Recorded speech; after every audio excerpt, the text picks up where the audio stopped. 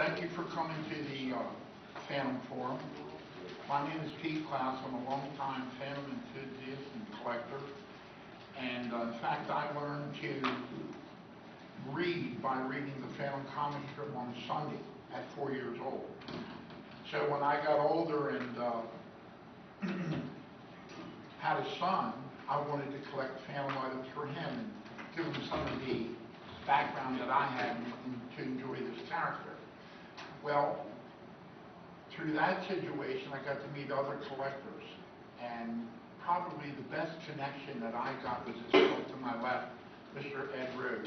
Ed Rose, little background, he's an art teacher in Pennsylvania, and he learned to read the Phantom. He read it every day with his dad on his father's lap as a kid, so we had that connection.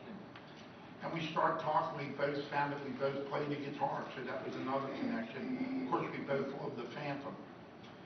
Well, Ed had this great idea. He said, Pete, let's put out a Phantom newsletter. And we started a group called the Friends of the Phantom. Later on, we see our shirts, we had little shirts made up. And from that Phantom, Friends of the Phantom connection, we got to meet all the great writers and artists of the Phantom around the world. Our big highlight was meeting Lee Falk. And with that, I'd like to introduce to my good friend, Ed Rhodes. Just give it up for him.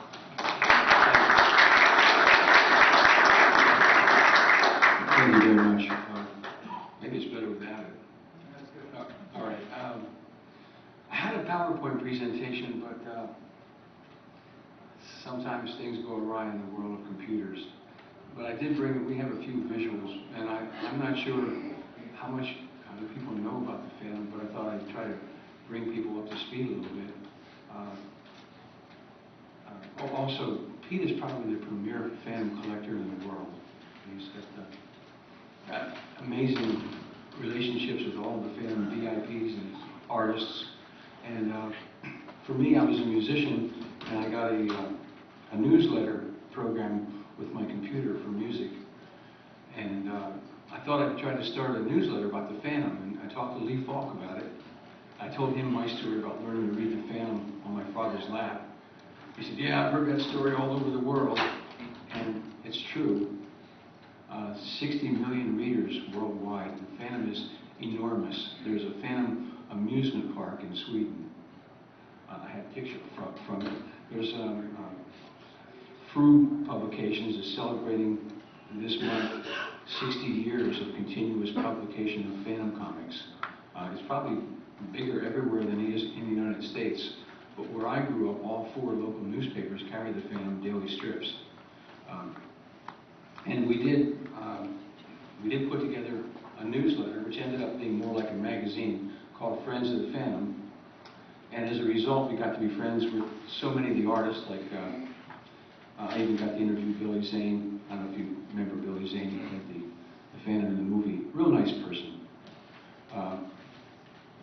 Anyway, the beginning of the Phantom, Lee Falk created Mandrake the Magician, which debuted in June 1934. And it was drawn by, well, the assistant drawing Mandrake was Ray Moore. And then he created the Phantom. And they took Ray Moore from the Mandrake strip and put him on the Phantom strip. And the Phantom debuted February 17th, 1936. The first costume superhero, before Batman, before Superman. In fact,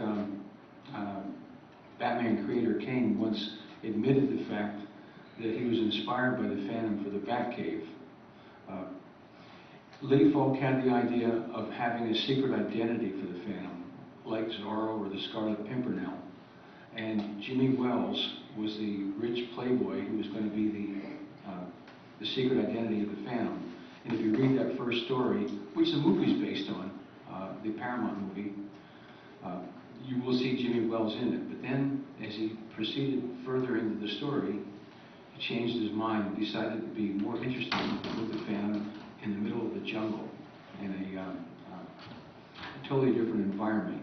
So, unlike Superman or Batman, the Phantom is who he is. Mr. Walker is his disguise. If he wants to go out among other people, he dresses himself up as Mr. Walker.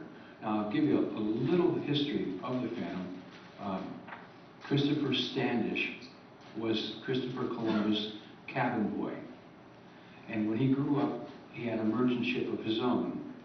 And the ship was attacked by Sing pirates. And this young boy saw his father, the captain of the ship, stabbed to death by the captain of the pirate ship. And everyone on the ship perished, except for the boy. Now, in the movie, he's very young. In the strip, he's a young man. But he washes ashore and is found by some friendly pygmies. And the pygmies are called the Bandar. And it turns out that the pygmies are enslaved, many of them are enslaved by a group of giants called the Wasaki. And the Wasaka tribe basically control the pygmies. And the pygmies have a legend that someday a man will come from the sea and free them. Well, this is where it fits in. When they find the young man who's going to be the first Phantom, they nourish him back to health, and he's walking along the beach, and he finds what he thinks is his father's body. And when he rolls the body over, it's not his father, but it's the pirate who killed his father wearing his father's coat.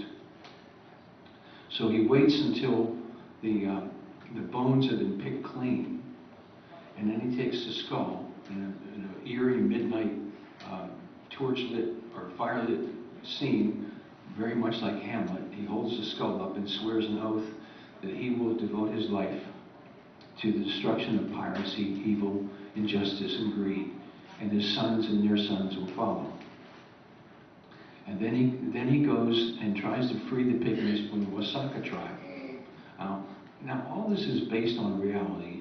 There really is, in 1989, there was a National Geographic article about the Arturi, who really lived in grass huts and huts made of vegetation, and used poisoned spears and poisoned arrows at this time. In fact, one of the Phantom artists went there and visited them. Anyway, and there really was a group of giants who lived near them, but they were called the Watusi in real life. In Lee's fictional story, the Wasaka and the Bandar. So the Phantom, the young Phantom, who's not a Phantom yet, goes to the Wasaka tribe and tries to free the pygmies. And they beat the snot out of him and tie him up on this altar where he can be sacrificed to their idol. And the pygmies, brave, risk their own lives to free the young man who tried to help them. Then he gets the idea, what if I put together a costume to make me look like their god? Which is the beginning of the first Phantom. All the skulls and the motif. And then when he comes and puts the fear into them, they're still a little leery. Here's this man who looks like their idol. But what happens is, at this point, the Bandar have poisoned, and again, this is true. In real life, the Arturi are great with medicines, great for probably 1,000 years longer than the Phantom strip. They've been using poison in the Belgian Congo, and they demonstrate the ability of their poisoned arrows and poisoned spears, and the Wasaka release them, and the Phantom then comes and keeps the costume and begins to dwell in a big cave shaped like a skull, and sit on a throne with two skulls. And early on, what he does is he rules the jungles, but with political correctness. You don't see him sitting on the skull throne anymore. The idea of having a white man empowered in Africa became politically incorrect. In the movie, they took all the parts out of him sitting on the skull. You can see the skull once in the background. And the Phantom has evolved through the years. And now